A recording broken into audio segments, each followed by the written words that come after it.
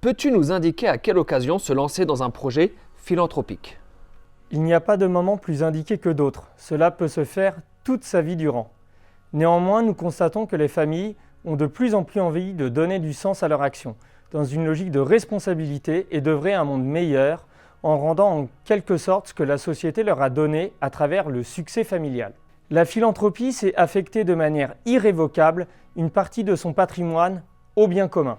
D'expérience, cette démarche prend tout son sens à certains moments propices.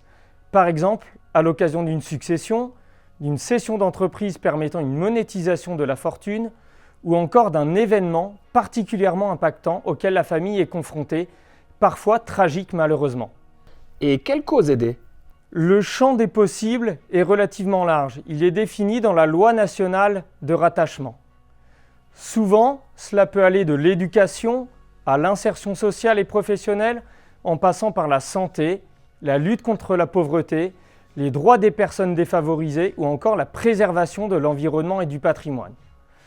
Attention au sujet à la frontière des activités économiques ou touchant à la sphère politique. Pourquoi une planification est-elle nécessaire pour mener à bien ces projets? Malgré leur bonne volonté, les familles sont confrontées à un monde qu'elles ne connaissent pas ou peu. Or, pour œuvrer efficacement, les familles doivent approcher le sujet avec rigueur et le formalisme d'un management de projet.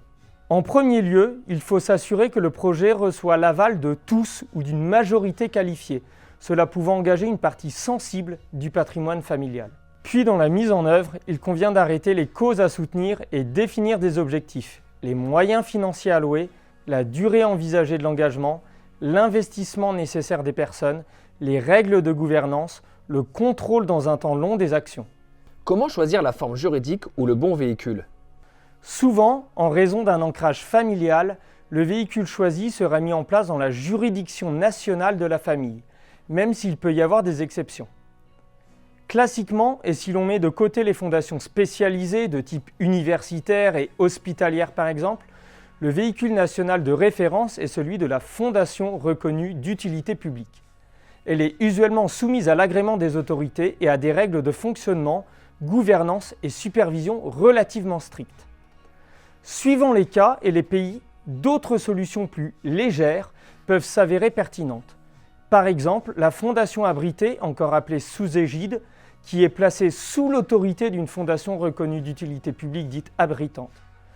Encore plus flexible, dans certains droits, des solutions telles que le fonds de dotation français permet la création de véhicules philanthropiques plus souples. Quid des fondations actionnaires ou encore des fondations privées dont on entend souvent parler? Il s'agit de deux choses bien différentes.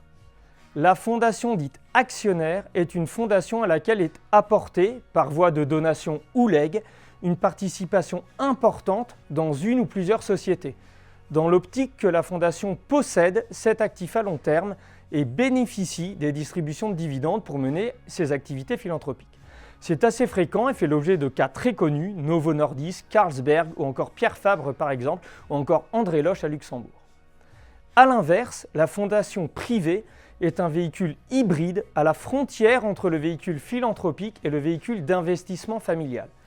Fort usité dans certains pays, en Belgique par exemple, où elle vient d'être soumise à une nouvelle taxation ad hoc, il convient d'y porter une attention particulière car la fondation privée peut souffrir de problèmes de comparabilité et d'équivalence vue d'un œil étranger, en n'étant pas nécessairement reconnue en tant que telle comme une fondation au sens désintéressé du terme. En quoi mener des projets philanthropiques à l'international peut être complexe? Le constat est malheureux et déplaisant, mais il n'est pas si aisé aujourd'hui d'opérer à l'étranger en matière philanthropique, et de surcroît hors de l'Union européenne ou de l'espace économique européen. En Europe, il existe parfois des législations plus favorables et le Transnational Giving Europe, toutefois, largement perfectible. Dans des situations internationales, l'enjeu est ici celui de la comparabilité des véhicules philanthropiques étrangers et de l'éligibilité des actions menées à l'étranger. Vous avez des questions et vous souhaitez approfondir ce sujet? Veuillez nous contacter par téléphone ou par mail pour un conseil personnalisé. Cliquez sur le bouton Suivre pour recevoir nos actualités. Prenez les bonnes décisions pour votre patrimoine, votre entreprise et votre famille.